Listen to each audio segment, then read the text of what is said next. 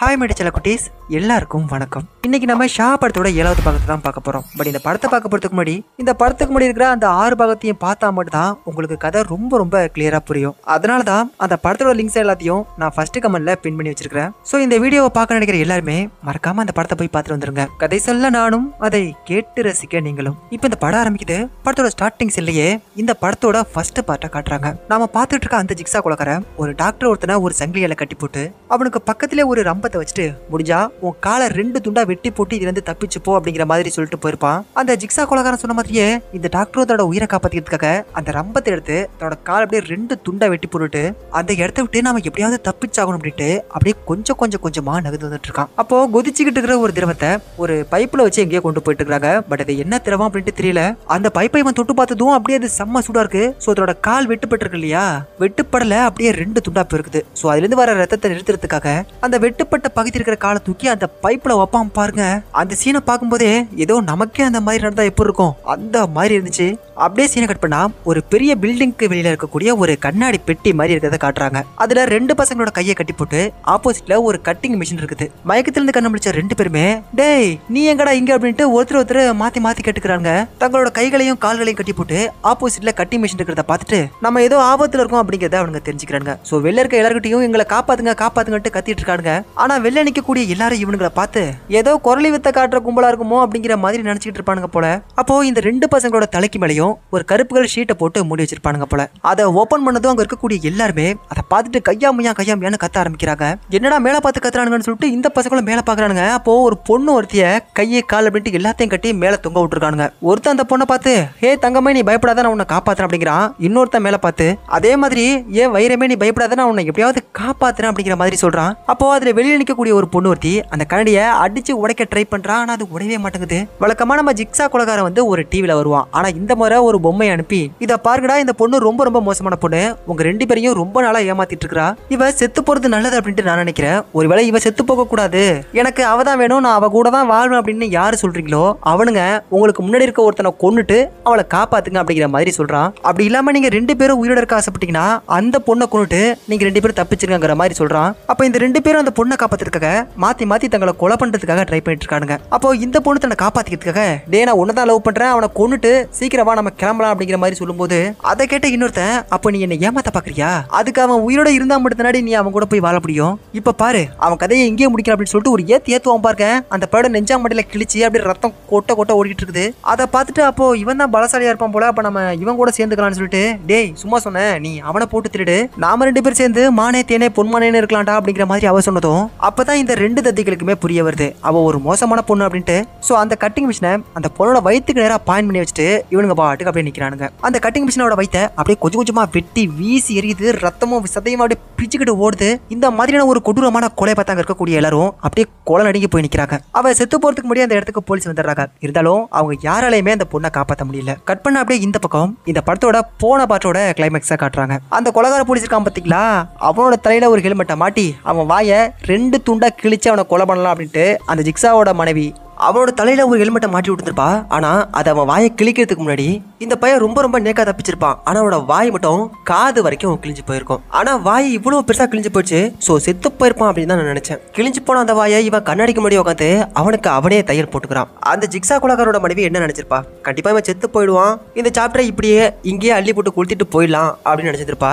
ஆனா இந்த பையன் அப்படி பண்ணதை பார்த்துட்டு நம்ம தப்பிக்கிறதுக்கு ஒரே வழி அது மட்டும் தான் அப்படின்ட்டு போலீஸ் ஸ்டேஷனுக்கு போனவ தன்னோட கணவர் எந்த கொலையையும் தனியா பண்ணல, இந்த கொலைகார போலீஸும் கூட இருந்தா அப்படிங்கிற உண்மையை சொல்லி விட்டுறா. அந்த கதையை ஒருத்தங்கிட்ட சொல்லிட்டு இருக்கா இல்லையா, அந்த பேரை நம்ம P1 அப்படின்ட்டு வச்சுப்போம், அதாவது போலீஸ் 1. அப்படியே சீனை கட் பண்ணா ஒரு இன்டர்வியூ ஒண்ணு காட்டுறாங்க. அதாவது பாபி அப்படிங்கிற ஒருத்தன் நம்ம ஜிக்ஸா வில்லங்கிட்ட இருந்து தப்பிச்ச ஒரு கதையை பத்தி சொல்லிட்டு இருக்கிறான். ஆக்சுவலா அந்த பையன் கதையை மட்டும் சொல்லல, ஆக்சுவலா நீங்களே இந்த ஜிக்ஸா கொலைகாரங்கிட்ட மாட்டிக்கிட்டீங்கன்னா எப்படி அவங்க கிட்ட இருந்து தப்பிக்கணும் அப்படிங்கிறதுக்கான ஒரு புக்கையே எழுதி வெளியிட்டு இருக்கிறான். ஆனா இதுக்கு முன்னாடி பார்த்தா அந்த 6 பாகத்திலையும் நான் இவனை எங்கேயுமே கவனிக்கல. ஒருவேளை அந்த கதையை பத்தி நமக்கு இன்னும் சொல்லலை அப்படின்னு நினைச்சீங்கன்னா, ஆனா அங்கதான்ப்பா வச்சாங்க ஒரு செம்மையான ட்விஸ்ட். அந்த ஜிக்ஸா கொலைகாரன் கொலகாரன் இவனை கடத்தினதுல இருந்து அவன் எப்படி தப்பிச்சான் அப்படிங்கிற முழு கதையை சொல்லி முடிச்சுட்டு அவன் அந்த பக்கமா போக அப்படியே சீனை கட் பண்ணிட்டு இப்போ நம்ம ஜிக்ஸா கொலகாரனோட மனைவியை காட்டுறாங்க. கம்ப்ளைண்ட்டை கொடுத்துட்டு அவங்க அப்படியே வெளில வராங்க. அப்போ ஏதோ ஒன்று அவங்களை அப்படியே அடிச்சு இழுத்துட்டு போற மாதிரி காட்டுறாங்க. அது வேற யாரும் இல்ல, நம்ம கொலகார போலீஸ் தான் அந்த பொண்ணை கடத்தி கொண்டு போய் ஒரு ட்ராக் மாதிரி செட் பண்ணி கையை ரெண்டத்தையும் கட்டி அப்படியே அந்த ட்ராக்குக்கு சென்டர்ல அனுப்பி வச்சிருக்கான். ஷார்ப்பான ஒரு ஏரோ மாதிரி ஒண்ணு அந்த மிஷின்ல செட் பண்ணி ஃப்ரண்ட்ல அனுப்பி விடுவான் பாருங்க.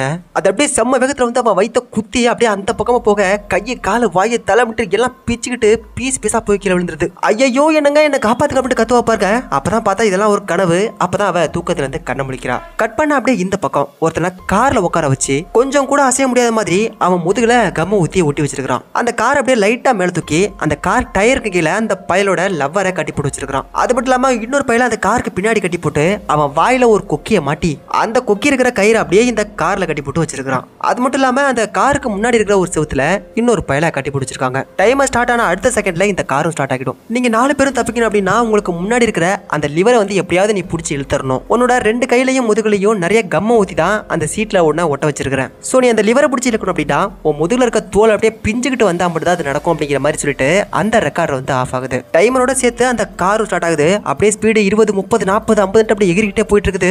அந்த கார் டயர் கொஞ்சம் கொஞ்சமா வேகமா சுத்துறத பார்த்து இது பொண்ணு கத்தி கதறி குப்பாடு போட்டுட்டு இருக்க. பின்பக்கமா ஒருத்தருக்கான் பாருங்க, கையில சங்கிலியோட வாயில ஊக்கோட ஐயோ என்ன எப்படியாவது காப்பாத்துன்னு அவன் ஒரு பக்கம் கத்திட்டு இருக்கான். சோ இவனுக்கு என்ன பண்றதுன்னு தெரியாம சோ இந்த லிவரை பிடிச்சி எப்படியாவது இழுத்து அவங்கள காப்பாத்தின அப்படிங்கிறதுக்காக ரொம்ப ரொம்ப போராடுறான். ஃபர்ஸ்ட் அந்த சீட்ல ஓட்டி இருக்க 2 கையை மட்டும் எடுக்கிறான். அப்படியே பிச்சுக்கிட்டு வந்துருது தோல் இல்லாம. பார்க்க ஒரு பக்கம் அச்சோ கடவுளே என்னடா கர்மம் இது அப்படிங்கிற மாதிரி இருக்க. அப்படியே முதுகும் அப்படியே கொஞ்சம் கொஞ்சமா பிச்சுட்டு வந்துட்டு இருக்குது. அந்த லிவரை பிடிச்சி இருக்க இவன் முன்னாடி போயிட்டு இருக்கான். பின்னாடி இருக்கிறவன் கத்துறான். அந்த டயர் சுத்துறத பார்த்துட்டு கீழே இருக்கிறவன் கத்துறா. அந்த ஃப்ரண்ட்ல இருக்கான் பாருங்க அவன் ஒரு பக்கம் கத்துறான். எண்டா மலையில அம்மே என்ன எப்படியாவது காப்பாத்திட்டு அந்த லிவரை பிடிச்சி இவன் இழுப்பான் பாருங்க. டைமரும் முடிஞ்சு போயிடுது. ஜாக்கி வச்சு தூக்கி வச்சிருந்த அந்த காரு அந்த பொண்ணோட மண்டையில விழுந்து செதறி அப்படியே சின்ன பின்னமா போயிடுது. அப்படியே உடம்பு கையை கால் அப்படின்ட்டு எல்லாத்தையும் இழுத்துக்கிட்டு போய் அவளை சக்கையா மாத்தி போட்டுருது. அது மட்டும் இல்லாம பின்னாடி ஒருத்தன் பாருங்க அவனோட வாய் அப்படியே அந்த கொக்கில மாட்டிருந்துச்சு இல்லையா, அது அப்படியே 2 துண்டா இழுத்துட்டு போயிடுது. அது மட்டும் இல்ல கையும் சேர்ந்து போயிடுது. அந்த காருக்கு முன்னாடி இருக்கிற செவுத்துல ஒருத்தனை கட்டி போட்டான் இல்லையா, அந்த கார் போய் அவன் வயிற்றுல இடிச்சு அவனை அப்படியே சத்தர விட்டுட்டு அந்த செவுத்தை உடச்சிக்கிட்டு வெளில போன காரு ஃப்ரண்ட்ல இருக்க இன்னொரு கார்ல மோதி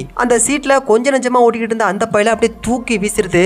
ஆப்போசிட்ல இருந்த இன்னொரு காரோட கண்ணடையை உடச்சிக்கிட்டு உள்ள போய் விழுந்துறான். இந்த கோழியோட தோலை உரிக்கும் போது இருக்கும் பாத்தீங்களா, எக்ஸாக்டா அந்த மாதிரி தான் இருக்கிறான். அவன் அப்படியே செத்து போக இப்ப அப்படியே சீனை கட் பண்ண அந்த ஜிக்ஸா கொலகாரங்கிட்ட மாட்டினா எப்படி தப்பிக்கணும் அப்படின்ட்டு ஒரு புக் எழுதுனா பாருங்க அந்த பாபி. அந்த பையன் இப்ப என்ன பண்றான் அப்படின்னா அந்த ஜிக்ஸா கொலகாரங்கிட்ட இருந்து மாட்டி தப்பிச்சானுங்க பாருங்க. அவங்கள எல்லாரையும் கூட்டிட்டு வந்து ஒரு இடத்துல உட்கார வச்சு நீங்க எப்படி மாட்டீங்க எப்படி அவங்க கிட்ட இருந்து தப்பிச்சிங்க அப்படிங்கறதெல்லாம் கேட்டுட்டு இருக்காங்க. அப்போ ஒரு பொண்ணு ரொம்ப ரொம்ப பயந்து அழுதுகிட்டு தான் எப்படி அவங்க கிட்ட இருந்து தப்பிச்சா அப்படிங்கிற கதையை சொல்றான். அந்த பொண்ணையும் இன்னொரு பையலையும் ஒரு கம்பியில தொங்க விட்டுருக்கான். ஷார்ப்பான நிறைய முற்கள் இருக்கிற மாதிரி அந்த கம்பியில இருக்குது. சோ இவங்க 2 பேராலையுமே அந்த கம்பியை பிடிக்க முடியல. இவங்க தொங்கிட்டு இருக்காங்க இல்லையா, அந்த இடத்துக்கு கீழே ஏகப்பட்ட ஃபேன்ஸ் சுத்திக்கிட்டு இருக்குது. ஃபேன்ஸ்னா ரசிகர்கள் கிடையாதுப்பா, ரெக்கைகள். 2 பேர்ல யாராவது ஒருத்தர் தான் தப்பிக்க முடியும். சோ இந்த பொண்ணு தன்னை காப்பாத்திக்கிறதுக்காக அவனுக்கு ஆப்போசிட்ல தொங்கிட்டு இருக்கான் பாத்தீங்களா, அந்த பையோட கணத்துல பலார்னு வச்சதும் அவன் மேல இருந்து கீழே விழுந்து அந்த ரெக்கையில மாட்டி அப்படியே பீஸ் பீஸா போய் சட்னி கிடக்கா செத்து போறான். இதை விடவா யாருக்கும் கொடூரமா நடந்திருக்க போகுதுன்னு அந்த பொண்ணு சொன்னதும் போன பாட்டோட ஸ்டார்டிங் சீன்ல தன்னோட உயிரை காப்பாத்திக்கிறதுக்காக தான் கையை வெட்டி அப்படியே ஒரு தராசத்துல வச்சு அங்கிருந்து தப்பிச்சு வந்த அந்த பொண்ணு எனக்கு தான் ரொம்ப ரொம்ப கொடூரம் அப்படிங்கிற மாதிரி சொல்றா. அது மட்டும் இல்லாம அந்த பாபி பையில எங்களை மாதிரி ஆட்களை கூட்டிட்டு வந்து எதுக்காக நீ இன்டர்வியூ பண்ற அப்படின்னு சொல்லிட்டு செம்மையா காட்டு கத்திட்டு இருக்கும் போது அப்போ அந்த பையன் தன்னோட சட்டையை கழட்டி இங்க பாருமா நானும் அந்த பையனால பாதிக்கப்பட்டவன் தான். சோ பாதிக்கப்பட்டவங்களுக்கு ஆறுதலாகவும் இதுக்கப்புறம் யாரும் பாதிக்கப்பட்ட கூடாது அப்படிங்கிறதுக்கு ஒரு அவேர்னஸ் ஆகும் தான் நான் இப்பெல்லாம் பண்றேன் அப்படிங்கிற மாதிரி சொல்றான். அப்போ அங்க ஒருத்த கைத்தட்டிட்டு வந்து சார் சூப்பரா நீங்க சொன்னீங்க அப்படிங்கிற மாதிரி சொல்றான். இவனை எங்கேயாவது நீங்க பார்த்த மாதிரி தோணுச்சுனா கமெண்ட்ல சொல்லுங்க. இப்போ அந்த இன்டர்வியூ முடிச்சுட்டு வெளில வந்த பாபி தன்னோட காருக்கு பக்கத்துல போய் நிற்கும் போது அவனையும் அந்த வில்ல பைய பிடிச்சிட்டு போயிடுறான். அப்படியே சீனை கட் பண்ணா நம்ம P1க்கு ஒரு கால் வருது. அந்த கால் பண்றவனை நம்ம P2 அப்படின்னு வச்சுக்குவோம். இப்போ அந்த 4 பேர் செத்து போனாங்க இல்லையா, அதாவது அந்த காருக்கு கீழே காருக்குள்ள காருக்கு பின்னாடி காருக்கு முன்னாடி அங்க போய் பார்த்ததுக்கு அப்புறம் தான் தெரியுது அங்க நடந்த எல்லா கொலைகளுக்கும் காரணம் அந்த ஜிக்ஸா கொலைகாரன் தான் அப்படின்ட்டு. அதை கேட்ட P1 அந்த சம்பவம் நடந்த இடத்த வந்து பாக்குறான். அவனுங்க எல்லாம் செத்து போய் கிடக்கிறத பார்த்தாலே நமக்கே ஒரு நிமிஷம் அப்படியே திக்கு திக்குன்னு இருக்குது. அந்த P1 இருக்கார் இல்லையா, அவரோட பேர் வந்து கிப்ஸ். சோ அவருக்காக ஒரு இடத்துல அவரோட பேரை ஒரு கண்ணாடியில் எழுதி அதுல C for yourself அப்படின்னு எழுதி ஒரு இரும்பு ஹெல்மெட்டையும் கீழே போட்டு வச்சுட்டு போயிருக்கான். அப்படியே இந்த சீனை கட் பண்ணா இப்ப நம்ம பாபியை ஒரு கூண்டுக்குள்ள போட்டு அடிச்சு அந்த டிவில நம்ம வில்ல பைய வரான். இது வரைக்கும் நான் உனக்காக எந்த டிராப்பையும் செட் பண்ணதில்ல, ஆனா நான் வச்ச டிராப்ல நீ தப்பிச்சுட்டு போனட்டு ஊரெல்லாம் ஒரு பொய்ய சொல்லி ஒரு புக்கையும் எழுதி நீ செம்ம ஃபேமஸ் ஆயிட்ட. சோ இதுக்கப்புறமும் நான் உனக்காக ஒரு டிராப்பை செட் பண்ணலனா இது நல்லா இருக்காது இல்லையா. சோ இந்த டிராப்பை உனக்காக மட்டும் இல்லாம உன் மனைவிக்காகவும் சேர்த்து செட் பண்ணி வச்சிருக்கிறேன். இப்போ உனக்கு 1 மணி நேரம் டைம் கொடுக்க போறேன். அந்த டைம்குள்ள நீ உனக்கு செட் பண்ணி வச்சிருக்க எல்லா டிராப்பையும் தாண்டி உன் மனைவியை நீ காப்பாத்தி ஆகணும். அப்படி இல்லைனா உன் மனைவி ரணகுடரமா செத்து போவா, நீ மரண கொடூரமா செத்து போவ அப்படிங்கிற மாதிரி சொல்றான். இப்போ அந்த ரெக்கார்டர் ஆஃப் ஆகுது, டைமர் ஸ்டார்ட் ஆகுது. அந்த பையன் ஒரு கூண்டுக்குள்ள கிடந்தான் பாத்தீங்களா, அந்த கூண்டு இப்ப அப்படியே ஆட்டோமேட்டிக்கா மேல போக அந்த கூண்டுக்கு கீழே ஏகப்பட்ட ஷார்ப்பான கத்திகள் இருக்குது.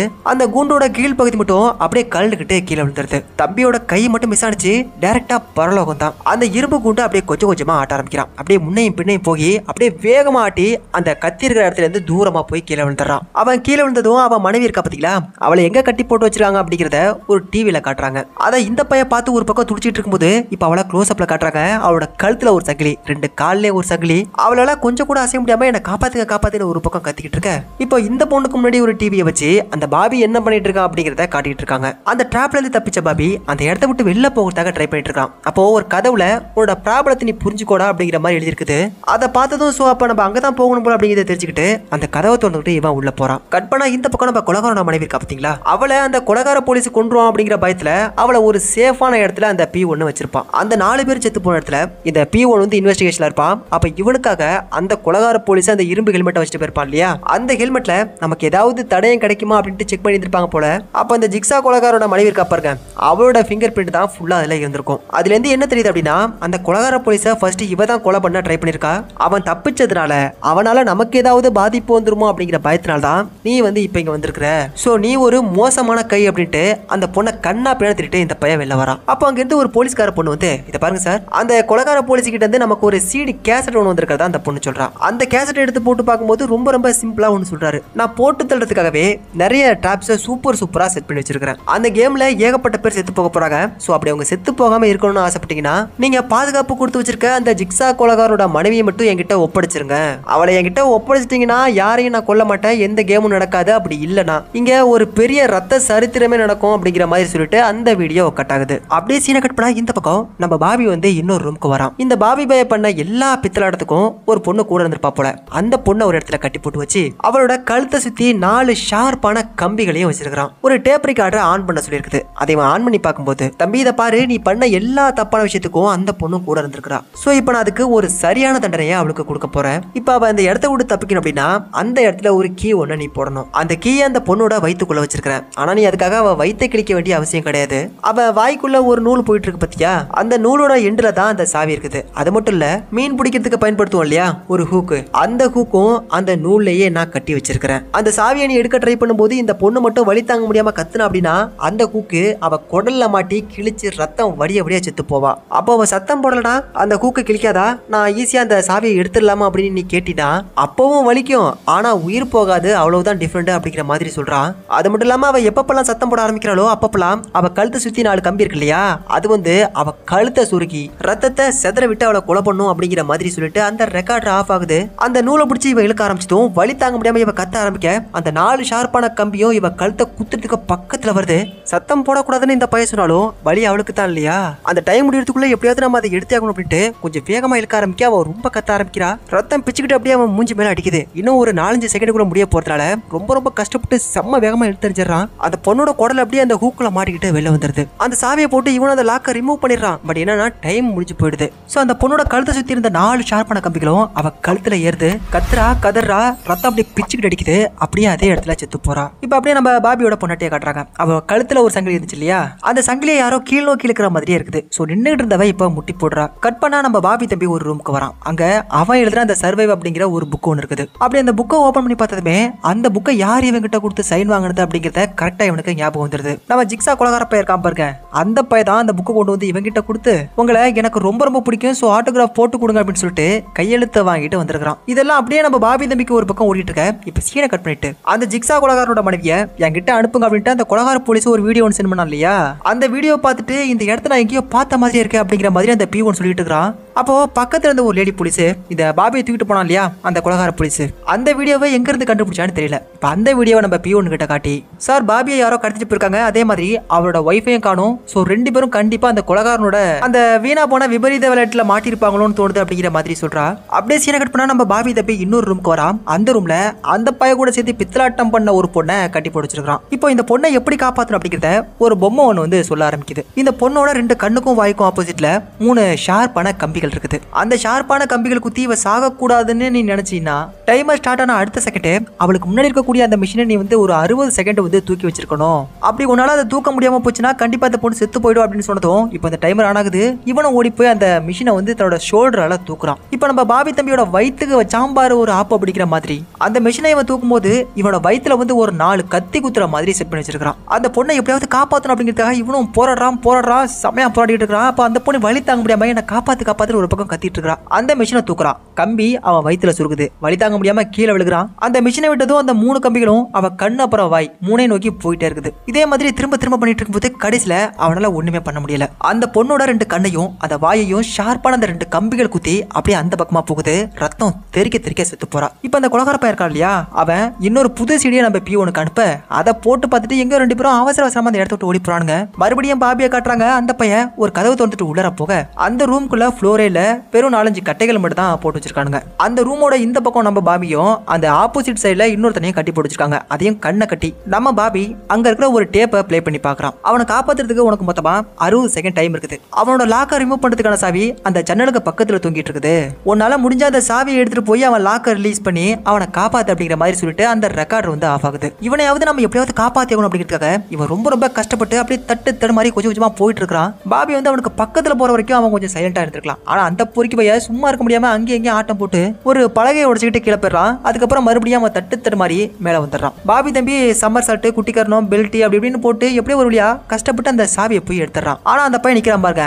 அந்த இடத்துக்கே பாபி போய் அந்த லாக்கர் ரிமூவ் பண்ணாதான் அவனை காப்பாற்ற முடியும் அப்படின்னா அது கண்டிப்பா நடக்காது. ஏன்னா டைம் வந்து ரொம்ப கம்மியாயிடுது. சோ என்ன பண்றான் அப்படின்னா உன் நெஞ்சுக்கு நேரா கையை வை, நான் தூக்கி போடுறேன், சாவியை விட்டுறாம பிடிச்சிரு அப்படின்னு சொல்லிட்டு 1 2 3 சொல்லி தூக்கி போடுவான் பாருங்க. சாவி அந்த பையனோட கையில விழல, அதுக்கு பதிலா நெஞ்சில அடிச்சு கீழே விழுந்துருது. அப்புறம் என்ன டைமர் முடிஞ்சு போயிருது. அந்த தம்பி தூக்கல தூங்கின மாதிரியே செத்து போறான். இவனையும் நம்மளால காப்பாற்ற முடியாம போயிட்டு அப்படின்னு சொல்லிட்டு இவன் கதறி ஒரு பக்கம் அழுதுட்டு இருக்கான். அப்படியே சீனை கட் பண்ணான். அந்த பையன் செத்து தூங்கிட்டு இருக்கிறத நம்ம பாபியோட வைஃப் டிவில பார்த்து கதறிட்டு இருக்கா. மறுபடியும் அவரோட கழுத்து சங்கிலியை யாரோ இழுக்கிறாங்க. சோ இவன் மறுபடியும் கீழே போயிடுறான். அப்படியே சீனை கட் பண்ணா அந்த வீடியோ பார்த்துட்டு நம்ம P1 P2 2 பேரும் ஒரு இடத்துக்கு வந்தாங்க இல்லையா, அங்க போய் பார்த்தா அங்க யாருமே இல்ல. ஆனா P1 என்ன சொல்றான் அப்படின்னா நான் இதுக்கு முன்னாடி இங்க வந்திருக்கிறேன், ஒரு கொலகார பையில பிடிக்க வந்தேன், அப்ப அந்த பையன் என்ன பின்னாடி பக்கமா அடிச்சு என்ன கீழே தள்ளி என்ன கொலை பண்ண பார்த்தான். இப்ப நம்ம தேடி வந்திருக்கோம் இல்லையா ஒருத்தர் கொலகார போலீஸ், அவரு தான் என்ன காப்பாத்துறாரு அப்படிங்கிற மாதிரி சொல்றான். அதுக்கப்புறம் அவருக்கு ப்ரொமோஷன் கிடைச்சதாவும் சொல்றான். அது மட்டும் இல்லாம இந்த இடத்துக்கு நம்மள அவர் வர வச்சதை பார்த்தா என்கிட்ட எதையோ சொல்ல வந்திருக்காரு போல அப்படிங்கிற மாதிரி யோசிச்சு அந்த வீடியோவில் வந்து ஒரு அட்ரஸ் ஒன்று கொடுத்துருப்பாரு. அந்த அட்ரஸ்ல இருக்க க்ளூவை இவர் கரெக்டாக கண்டுபிடிச்சு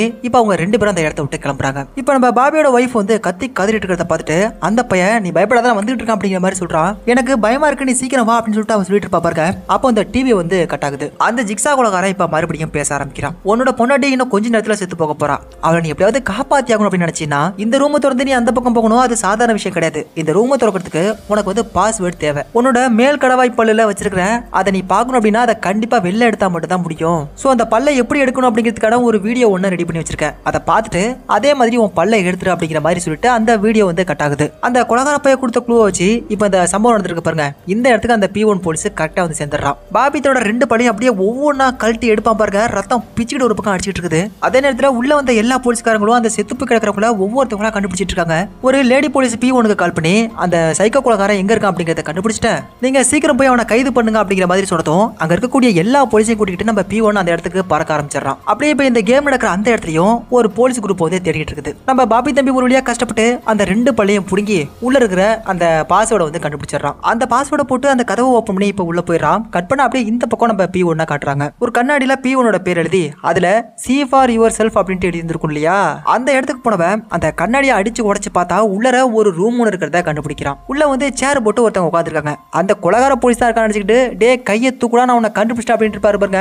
அப்படியே அந்த சீனை கட் பண்ணி இப்ப மறுபடியும் நம்ம பாபியை காட்டுறாங்க. தன்னோட மனைவியை கட்டி போட்டுக்க அந்த இடத்துக்கு கரெக்டா வந்துடுறான். அவளை எப்படியாவது சீக்கிரம் காப்பாத்தியாகணும் அப்படிங்கிற வழியில ஒரு கம்பி ஒன்று இருக்கும், அதுல கையை வச்சிடறான். அந்த கம்பியில கரண்ட் ஏகப்படுத்த பாஸ் ஆயிருந்திருக்கும் போல இவனை அப்படியே தூக்கி வீசி எறிஞ்சிருது. அவன் கஷ்டப்பட்ட எல்லாத்தையும் இவன் பார்த்துட்டு இருந்தா இல்லையா, சோ என்ன காப்பாற்ற வேண்டாம், நீங்க தயவு செஞ்சு இந்த இடத்த விட்டு தப்பிச்சு போடுங்க அப்படின்னு சொல்லிட்டு இவ கதறிட்டு இருப்பா பாருங்க. அப்போ அந்த டிவி ஆன் ஆகி அந்த ஜிக்ஸா கொலகாரன் பேச ஆரம்பிக்கிறான். நீ என்கிட்ட மாட்டிக்கிட்டு நான் வச்ச ட்ராப்ல இருந்து நீ தப்பிச்சுன்னு சொன்ன இல்லையா, அந்த பொய் இப்போ உண்மையாக போகுது. அதுவும் 100% நீ எப்படி சொன்னியோ அதே மாதிரி ஒரு ட்ராப்பை செட் பண்ணிருக்கிறேன். அந்த டாஸ்க்ல நீங்க ஜெயிச்சா மட்டும் தான் 2 பேரும் வீட்டுக்கு போக முடியும், அப்படி இல்லைனா உங்களை அள்ளி வச்சு கொளுத்துறது கன்ஃபார்ம் அப்படிங்கிற மாதிரி சொல்லிட்டு அந்த வீடியோ வந்து கட் ஆகுது. அந்த வீடியோ கட் ஆனதுக்கு அப்புறம் இவளுக்கு ஒரு டவுட் வருது. என்னது அவங்க பொய்ன்னு சொல்றாங்களே, அது என்ன பொய் அப்படிங்கிற மாதிரி கேட்பா பாருங்க.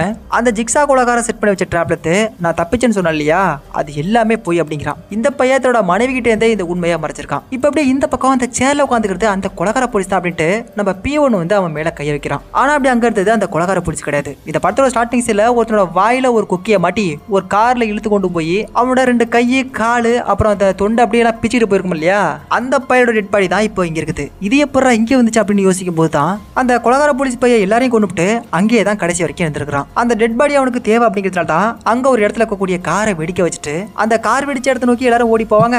அந்த கேப்ல நம்ம ஒரு டெட் பாடியை ஆட்டையை போடலாம் அப்படின்னு சொல்லிட்டு நேக்கா பிளான் பண்ணி அதே மாதிரி செஞ்சிருக்கான். அது மட்டும் இல்லாம நம்ம P1 தம்பி இப்பதான் ஒரு விஷயத்த நோட் பண்றாரு. அந்த ஜிக்ஸா கொலகாரனோட மனைவிய இந்த கொலகார போலீஸ் கிட்ட காப்பாத்துறதுக்காக தான் ஒரு சேஃபான வீட்டை வச்சிருப்பாங்க. அப்படி இந்த வீட்டை சுத்தி காவலுக்கு இருக்கிற எல்லா போலீஸையும் அந்த இடத்த விட்டு கிளம்ப வைக்கணும் அப்படிங்கிறதுக்காக தான் இவன் ஏகப்பட்ட க்ளூஸா கொடுத்த மாதிரி நடிச்சிருக்கான். இவனுங்களும் அந்த க்ளூவை என்னவோ தாங்களே கண்டுபிடிச்ச மாதிரி அங்கேயும் எங்கேயும் ஓடி போய் தெரிஞ்சிருக்கானுங்க. இப்போ அந்த ஜிக்ஸா கொலகாரனோட மனைவியை எப்படியாவது காப்பாற்றணும் அப்படிங்கிறதுக்காக அவங்கள பாத்துக்கிறதுக்காக ஒரு லேடி போலீஸ் அங்க இருப்பாங்க இல்லையா, அவங்களுக்கு கால் பண்ணி இருக்கிற எல்லா பெட்ரோல் வண்டியையும் நீங்க இருக்கிற இடத்துக்கு வந்து பாதுகாப்புக்கு வர சொல்லுங்க அப்படின்னு சொல்லிட்டு இருப்பான் பாருங்க. என்ன சார் சொல்றீங்க அப்படின்ட்டு ஒரு பக்கம் கேட்டுட்டு இருக்கும்போதே இவனுங்க நின்றுட்டு இருக்க அந்த ரூமோட கதவு வந்து ஆட்டோமேட்டிக்கா க்ளோஸ் ஆகுது. அது மட்டும் இல்லாம அந்த கதவு க்ளோஸ் ஆனதுக்கு அப்புறம் அங்க இருக்கக்கூடிய ஒரு கன்னு ஒண்ணு ஆட்டோமேட்டிக்கா ட்ரிகர் ஆகி அங்க இருக்கக்கூடிய எல்லாரையும் சுட்டு தள்ளுற மாதிரி செட் பண்ணி வச்சிருக்கான். P1 செத்து போயிறாரு. அவர் கூட வந்த ஒட்டுமொத்த போலீஸும் செத்து போயிடுறானுங்க. கட் பண்ணா அந்த வாய்கிழிஞ்சு செத்து போனோட தன்னோட இடத்துல கொண்டு போய் வச்சான் இல்லையா அந்த கொலகார போலீஸ், அதே மாதிரி வாய்கிழிஞ்சு செத்து போன அந்த பணத்துக்கு பதிலா இந்த கொலகார போலீஸ் உள்ள போய் படுத்துருக்கான் போல. அந்த பணத்தை போஸ்ட்மார்ட்டம் பண்றதுக்காக டாக்டர் அதை ஓபன் பண்ணுவாரு பாருங்க. இந்த கொலகார போலீஸ் உள்ள இருந்து வெளில வந்து ஒரு கத்தி எடுத்து அவன் கழுத்துல ஒரே குத்து. இப்ப அப்படியே இந்த பக்கம் அந்த பாபியை கண்டுபிடிக்க போனானுங்க பாருங்க ஒரு டீம். அந்த ஒட்டுமொத்த போலீஸ் டீமையும் ஒரு ரூம் குள்ள அடிச்சு அவங்களையும் நேக்கா போட்டு தள்ளிடுறான். அந்த P1 இருக்கான் பாருங்க கிப்சன், அவன் செத்து போய் ரொம்ப நேரம் ஆகுது. ஆனா அந்த லேடி போலீஸ் இன்னும் அந்த போனை வைக்காம கிப்சன் கிப்சன் அப்படின்ட்டு கத்திட்டே இருப்பா பாருங்க. அப்போ சத்தம் போடாம அவளுக்கு பின்னாடி வந்த அந்த கொலகார போலீஸ் அவ கழுத்தை பிடிச்சி ஒரே நிறைய நெரிச்சு அவளை கொலை பண்ணி போட்டுறான். இப்ப அப்படியே நம்ம பாபியை காட்டுறாங்க. அந்த 2 தூண்டில் முள்ளு மாதிரி இருக்குது பெரிய ஹூக் மாதிரி, அதை எடுத்து தன்னோட 2 நெஞ்சு பக்கமா குத்திக்கிட்டு அவளை காப்பாத்துறதுக்கான சாவி எடுக்கிறதுக்காக ஒரு சங்கிலியில தொங்கிக்கிட்டே அப்படியே கொஞ்சம் கொஞ்சமா மேல போயிட்டு இருக்கான். இப்ப அந்த கொலகார போலீஸ் இந்த ஜிக்ஸா கொலகாரோட மனைவியை கொலை பண்றதுக்காக அவளை சேஃபா வச்சிருக்க அந்த சேஃப் ஹவுஸ்குள்ள வந்து அங்க இருக்கக்கூடிய எல்லா போலீஸ்காரங்களையும் கொண்டுட்டு நம்ம P2 இருக்கான் பாருங்க அவனோட கண்ணுலையும் குறிபாத்து சுட்டு அவனை போட்டு தள்ளிட்டு அந்த பைக்கிட்ட இருந்து ஒரு சாவி எடுத்து இந்த ரூமை திறக்கிறதுக்காக அப்படி சுத்தி வர அந்த கேப்ல இவ வந்து ஒரு கத்தியை எடுத்து ஒளி வச்சுக்கிறா. இவ இருக்கிற அந்த கதவை திறந்து உள்ள வந்தவன் இவளுக்கு பக்கத்துல வந்து பந்தா பண்ணிட்டு இருக்கும்போது அந்த கத்தி எடுத்து அவன் கழுத்துல ஒற்றைய சுருக்கா சொல்லிட்டு அந்த இடத்த விட்டு தப்பிச்சு போக ட்ரை பண்றா. வச்சுக்கிட்டு பின்னங்கால போடியில் அடிக்க அங்கேயும் எங்கேயும் ஓடுறா, நமக்கு யாராவது ஹெல்ப் பண்ண இருப்பாங்க அப்படின்ட்டு. ஆனா இந்த கொலகார பைய தான் எல்லாரையும் கொண்டுட்டான் இல்லையா. இப்ப அப்படியே இந்த பக்கம் அந்த சங்கிலியை பிடிச்சி கொஞ்சம் கொஞ்சமா மேல போன பாபி 2 வயர்ஸை கனெக்ட் பண்றதுக்காக பக்கத்துல போயிடுறான். அதை மட்டும் கனெக்ட் பண்ணிட்டா அப்படின்னா இவங்க 2 பேருமே தப்பிச்சிடலாம். 2 கையில 2 வயரை பிடிச்சிடறான். இப்ப ஒட்டுமொத்தமும் அந்த நெஞ்சில குத்தி கிழிச்சிருக்கான் பாத்தீங்களா, நெஞ்சில இருக்கக்கூடிய அந்த தோலோட பலத்துல தான் இப்ப அவன் அந்த இடத்துல தூக்கிட்டு இருக்கான். அந்த 2 வயர்ஸையும் கனெக்ட் பண்ண போற கடைசி செகண்ட்ல அந்த ஹூக்ல மாட்டிருக்க அந்த நெஞ்சு தோல் கிழிஞ்சு போய் மேல இருந்து கீழே விழுந்துறான். இப்ப அப்படியே இந்த பக்கம் அந்த கொலகார போலீஸ் கிட்ட இருந்து தப்பிச்சு போய் ஒரு இருட்டான ரூமுக்கு நடுவில் இருக்கக்கூடிய ஒரு செல்ஃபுக்கு பக்கத்துல போய் ஒளிஞ்சுக்கிறான். ஆனா அந்த பொண்ணை இந்த கொலகார போலீஸ் கண்டுபிடிச்சிடறான். அடிச்சு உதச்சு அப்படியே தரத்தரன்னு எடுத்துட்டு வந்து ஒரு சேர்ல உட்கார வச்சு இன்னைக்கு உனக்காகவே ஒரு தரமான சம்பவம் காத்திருக்கு அப்படிங்கிற மாதிரி சொல்றான். அப்படியே இந்த பக்கம் நம்ம பாபியால அவனுக்கு கொடுக்கப்பட்ட அந்த டைமுக்குள்ள அந்த வயர்ஸை வந்து கனெக்ட் பண்ணி தன்னோட வைஃபை வந்து அவனால காப்பாற்ற முடியல. அவனுக்கு கொடுத்த அந்த டைமிங்கே முடிஞ்சு போயிடுது. அதுக்கப்புறம் அந்த பொண்ணை சுத்தி பாக்குறதுக்கு வந்து பாட்டில் மாதிரி இருக்குது, கிட்டத்தட்ட பாக்குறதுக்கு அந்த மாதிரி தான் இருக்குது. ஆனா இரும்பால செய்யப்பட்டிருக்குது. அந்த இரும்பு குடுவைக்குள்ள இந்த பொண்ணு மொத்தமா உள்ள போயிடுறா. அதுக்கப்புறம் அந்த பொண்ணு மாடி இருக்க அந்த இடத்த சுத்தி 4 பக்கமும் தீ பத்திக்கிட்டு எரியுது. அந்த நெருப்போட சூடு கொஞ்சம் கொஞ்சமா அந்த இரும்பு குடுவைக்குள்ள போக போக உடம்பு கொஞ்சம் கொஞ்சமா ஹீட் ஏறி அந்த தோல் அப்படிலாம் பிச்சுக்கிட்டு ஒழுக ஆரம்பிக்குது. அப்படியே இன்னொரு பக்கம் முடியெல்லாம் பிச்சுக்கிட்டு அப்படியே காணாம போயிடுது.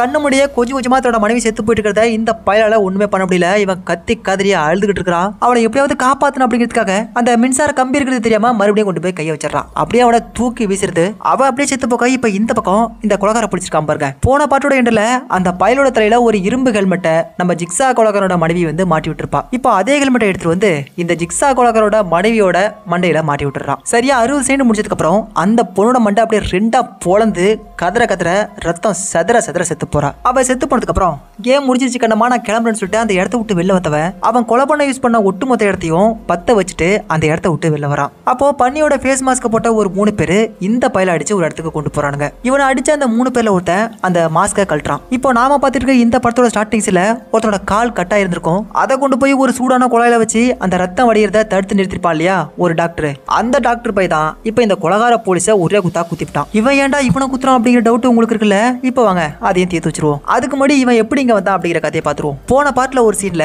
நம்ம ஜிக்ஸா கொலைகாரனோட மனைவி ஒரு கவர் எடுத்துட்டு போய் ஒரு ரூமுக்கு அந்த பக்கமா இருக்கிற ஒரு ஓட்டைக்குள்ள தள்ளி விடுவா. அந்த கவரை யாருக்கிட்ட கொடுத்தா அப்படிங்கறத அந்த பார்ட்ல நமக்கு சொல்லல. பட் இப்பதான் தெரியுது அந்த கவரை இந்த டாக்டர் கிட்ட தான் அவ கொடுத்துருக்கா அப்படின்ட்டு. தன்னோட கால் 2 துண்டா போக காரணமா இருந்த அந்த ஜிக்ஸா கொலைகாரன் கூட இவன் எப்படி சேர்ந்தா அப்படிங்கிற கதை தெரியணும் இல்லையா? அதாவது அந்த கால் 2 துண்டா போன மட்டும் தான் அந்த இடத்த விட்டு அவனால தப்பிக்க முடியும் அப்படின்ட்டு அந்த ஜிக்ஸா கொலைகார பைய சொல்லியிருப்பான். சோ தான் தப்பிக்கிறதுக்காக தன்னோட காலை 2 துண்டா வெட்டி போட்டு அந்த இடத்த விட்டு வெளில வந்திருப்பான். அதுக்கப்புறம் ரத்த போக்க தடுக்கிறதுக்காக அந்த சூடான குழாய் மேல காலை வச்சிருப்பான். ரத்தமும் நின்று போயிருக்கும். அதுக்கப்புறம் தான் அவன் மயக்கம் போட்டு விழுந்திருப்பான். தான் உயிர் வாழ்றதுக்காக இவ்வளவு பெரிய ரிஸ்க் எடுத்தவன நான் பார்த்ததே இல்ல. உன்ன மாதிரி ஒரு ஆளை பார்க்கும்போது எனக்கு பெருமையா இருக்கு அப்படின்னு சொல்லிட்டு அவனோட கால் சரியாகிற வரைக்கும் அவனை தான் கூடவே வச்சு அவன் காலை சரி பண்ணி அவனுக்கு உறுதுணையா அவனுக்கு பக்கத்திலே நம்ம ஜிக்ஸா கொலைகாரன் இருந்திருக்கான். அதுக்கப்புறம் இந்த டாக்டர் பையன் நம்ம ஜிக்ஸா கொலைகாரன் கூட ரொம்ப ரொம்ப க்ளோஸ் ஃப்ரெண்ட்ஸா இருக்கிறாங்க. நாம பார்த்துட்டு இருக்க இந்த ஷா படத்தோட செகண்ட் பார்ட்ல இருந்து இப்போ வரைக்கும் இந்த 7வது பார்ட் இருக்கு பாருங்க. இது வரைக்கும் அந்த ஜிக்ஸா கொலைகாரன் கடத்திட்டு வரான் இல்லையா?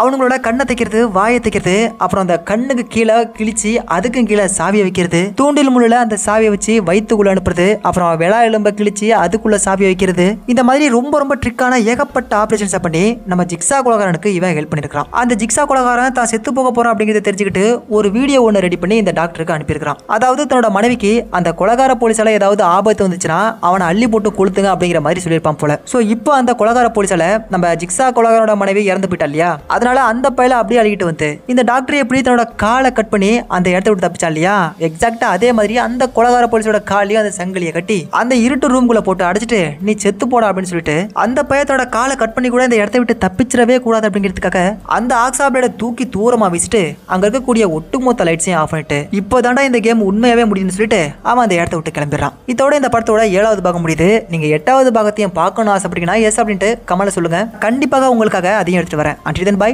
நான் உங்கள் வாய்ஸ் ஆப் டிடி.